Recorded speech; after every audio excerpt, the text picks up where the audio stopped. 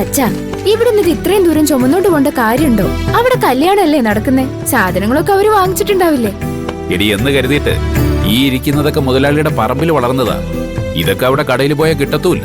മാത്രമല്ല വെറും കൈയോടെ ഇവിടുന്ന് പോവാൻ പറ്റൂ? എടാ, നിങ്ങൾ പോയിട്ടെ കല്യാണം കഴിഞ്ഞാ ഉടനെ ഇങ്ങി പോരില്ലേ?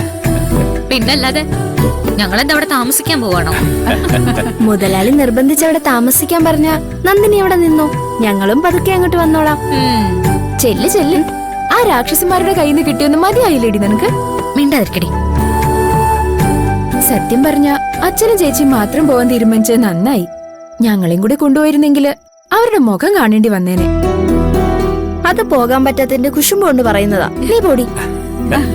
ഓ, ആരൊക്കെ എന്തൊക്കെ പറഞ്ഞാലും സൂര്യ സാറ് നല്ല മനുഷ്യനാ. നമ്മളോടൊക്കെ എത്ര നന്നായിട്ടാ പെരുമാറിയിട്ടുള്ളത്. അതാ മുത്തശ്ശി ഞാനും അച്ഛനും ചിന്തിച്ചത്. സൂര്യ സാറിന്റെ വിവാഹം ഗംഭീരായിട്ട് നടക്കണം. അതെ അതെ, കാര്യങ്ങളൊക്കെ യതീന്ദ്ര സാറ് നന്ദിനി മോളെയാ ഏൽപ്പിച്ചിരിക്കുന്നത്. ആണോ? എന്താ പറഞ്ഞെന്ന് ചോദിച്ചു നോക്ക്. സ്വന്തം മോളെ പോലെ നിന്ന് എല്ലാ കാര്യങ്ങളും ചെയ്യണമെന്ന്. കണ്ടോ? അയ്യോ, അത് കേട്ടപ്പോ ചേച്ചിക്ക് ഇത്തിരി അഹങ്കാരം വരുന്നുണ്ടോ? ഓ പിന്നെ പിന്നെ. അതെ നന്ദിനി, സൂര്യ സാറിനോടൊരു കാര്യം പറയോ? കല്യാണത്തിന് നിന്റെ ആശംസകൾ പറയാനല്ലേ? അതൊന്നും അല്ല. കല്യാണം കഴിഞ്ഞിട്ട് ആ ചേച്ചിയും കുട്ടി ഇങ്ങോട്ടൊന്ന് വരാൻ പറയണം. എന്തിനാ? സൂര്യ സാറിന്റെ ഭാര്യ ഒന്ന് കാണാൻ വേണ്ടിയാ. അപ്പൊ അവർക്ക് ഇവിടെ വന്ന് അമ്പലത്തിൽ തൊഴുകയും ചെയ്യാലോ. താന്നിയൂരമ്മയുടെ കടാക്ഷം കൊണ്ടാ കല്യാണം നടക്കുന്നതെന്ന എല്ലാവരുടെയും വിശ്വാസം. അതെ. അപ്പൊ പിന്നെ സൂര്യ സാറും ഭാര്യ ഇവിടെ വരാനുള്ള സാധ്യത കൂടുതലാണ്. എന്തായാലും നിന്റെ ഒരു അപേക്ഷയല്ലേ, ഞാൻ സാറിന്റെ കയ്യിൽ കൊടുത്തേക്കാം. പിന്നെ വരുന്നതും വരാത്തതും ഒക്കെ സാറിന്റെ ഇഷ്ടം. അതെ, നേരെ കൊറേയായി. വെളുപ്പിനെ പോണ്ടേ നിങ്ങൾക്ക്? വന്നു കിടന്ന് ഉറങ്ങാൻ നോക്ക്. ഉറങ്ങാം മുത്തശ്ശി. പിന്നെ ഇവിടുത്തെ കാര്യങ്ങളൊക്കെ മുത്തശ്ശിയുടെ കയ്യിൽ മാത്രമായിട്ട് നിക്കില്ല. ഈ രണ്ടെണ്ണം കിടന്ന് ഉറങ്ങിയിട്ടുണ്ടെങ്കിലേ നല്ല അടി വെച്ചു കൊടുക്കണം. പറഞ്ഞേൽപ്പിച്ച പണികൾ മുഴുവൻ ചെയ്യിപ്പിക്കണം. ഞങ്ങളെ ആരും തല്ലേണ്ട ആവശ്യമൊന്നുമില്ല. ഇനിയിപ്പൊ ഞങ്ങൾ എന്തെങ്കിലും കാണിച്ചാലും അപ്പം മുത്തശ്ശി ഫോൺ എടുക്കില്ലേ ചേച്ചിയെ വിളിക്കാൻ?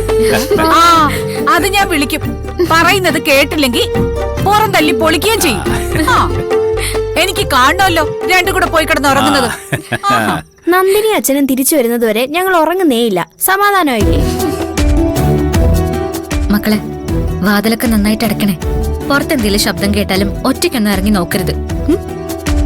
എത്ര തവണ പറയണം ചേച്ചി?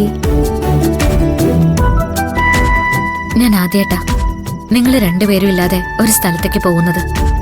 ചേച്ചിക്ക് അതിന്റെ ടെൻഷനുണ്ട്. ഞാൻ കൂടെ കൂടെ വിളിച്ചു ചോദിച്ചോളാം. ഒരു സമാധാനവും കിട്ടില്ല എനിക്ക്.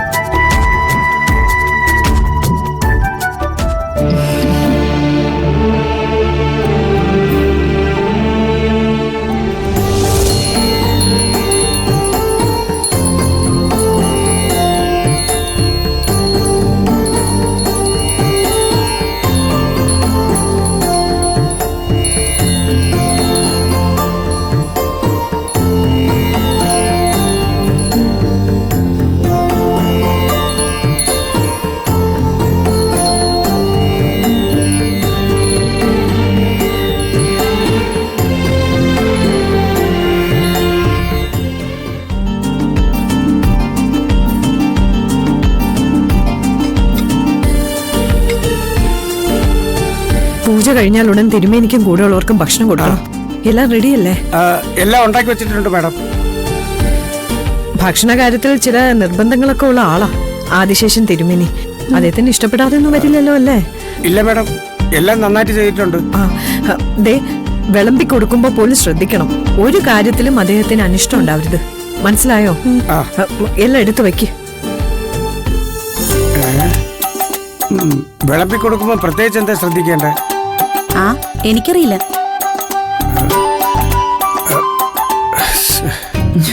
അതെ അതെ, സോറി കേട്ടോ. തിരുമേനിയുടെ ഭക്ഷണ കാര്യങ്ങള് അടുക്കളയിൽ നിൽക്കുന്നവരെ ഒന്ന് ഓർമ്മിപ്പിച്ചതാ. അദ്ദേഹത്തിന് ബുദ്ധിമുട്ടൊന്നും വരരുതല്ലോ. ആദിശേഷൻ തിരുമേനി യാഗങ്ങൾക്ക് നേതൃത്വം കൊടുക്കുന്ന ആളാ. അദ്ദേഹം നേരിട്ട് വന്നൊരു വീട്ടില് പൂജ ചെയ്യാന്നൊക്കെ പറയുന്നതേ അത്ഭുതം തന്നെയാ. എത്രയോ കാലമായി ഞങ്ങളുടെ കുടുംബത്തിന് അദ്ദേഹമായിട്ടുള്ള അടുപ്പം തുടങ്ങിയിട്ട്. ഞങ്ങൾ ഒരു കാര്യം പറഞ്ഞ അദ്ദേഹം അത് തട്ടിക്കളയില്ല. ഈ ഒരു ഐശ്വര്യ പൂജ കൂടെ കഴിഞ്ഞാൽ സൂര്യയുടെ ജീവിതത്തിൽ പിന്നെ ഒരു ബുദ്ധിമുട്ടും ഉണ്ടാവില്ലെന്നാ അദ്ദേഹം പറഞ്ഞിരിക്കുന്നത്. ദുർവാസാവിന്റെ കാര്യം പറഞ്ഞ പോലെയാ. കാണുമ്പോ വലിയ കുഴപ്പമൊന്നുമില്ല, പക്ഷെ ക്ഷിപ്ര കോപിയാ. അതെ അതെ, പണ്ടൊരിക്കലൊരു അനുഭവം ഉണ്ടായിട്ടുണ്ട്. നമ്മുടെ രാമത്തെ പണിക്കരുടെ വീട്ടില് ഒരു ചടങ്ങിന് ഇദ്ദേഹം വന്നു. പൂജാസാധനങ്ങൾ കയ്യിലെടുത്തപ്പോ കുറിച്ചു കൊടുത്ത എന്തോ ഒന്ന് കാണാനില്ല.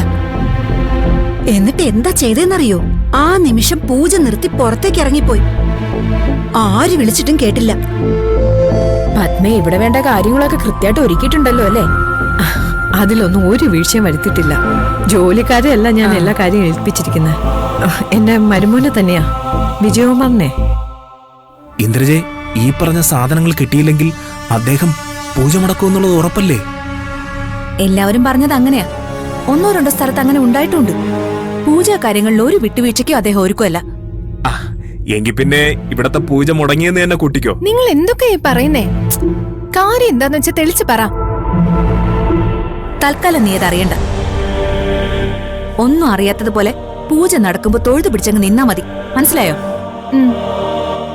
നടത്തണമെന്ന് മമ്മി തീരുമാനിച്ച മുടക്കണമെന്ന് നമ്മളും തീരുമാനിക്കും. ഇന്ദ്രജ, നിങ്ങൾ എന്താ ഇങ്ങോട്ട് വരാത്തെ?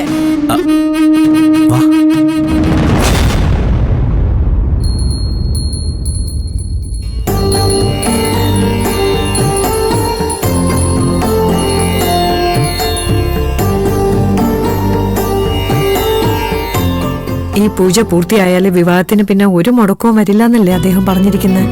അതെ, അവസാനത്തെ പൂജാ മുഹൂർത്തത്തിന് എന്തോ ഒരു പ്രത്യേകതയുണ്ട്. ആ മുഹൂർത്തം 3-4 മിനിറ്റേ ഉള്ളൂന്നാ പറഞ്ഞത്. അതുകൊണ്ട് ഇനി എല്ലാവരും അവിടെ തന്നെ ഉണ്ടാവണം. വിജയോടെ ഞങ്ങളുടെ കൂടെ വന്നതാ. പിന്നെ ഒരു ഓട്ടം, ഡ്രസ്സ് മാറ്റിട്ട് വരാന്ന് പറഞ്ഞു. ഇനിയിപ്പോ സൂര്യ കൂടി വരേണ്ട കാര്യമുള്ളൂ. അവൻ റെഡിയാവുന്നുണ്ട്. 3-4 മിനിറ്റ് നീളുന്ന മുഹൂർത്തമാണ് ഏറ്റവും പ്രധാനം. ആ മുഹൂർത്തത്തിന് എന്തെങ്കിലും ഒരു മുടക്കം ഉണ്ടായ ഇത്രയും നേരം ചെയ്തതൊക്കെ പാഴായി പോകുമെന്നാ തിരുമേനി പറഞ്ഞിരിക്കുന്നത്. അതുകൊണ്ട് എല്ലാവരുടെ ഭാഗത്തുനിന്നും ഒരു ശ്രദ്ധ വേണം. വരൂ.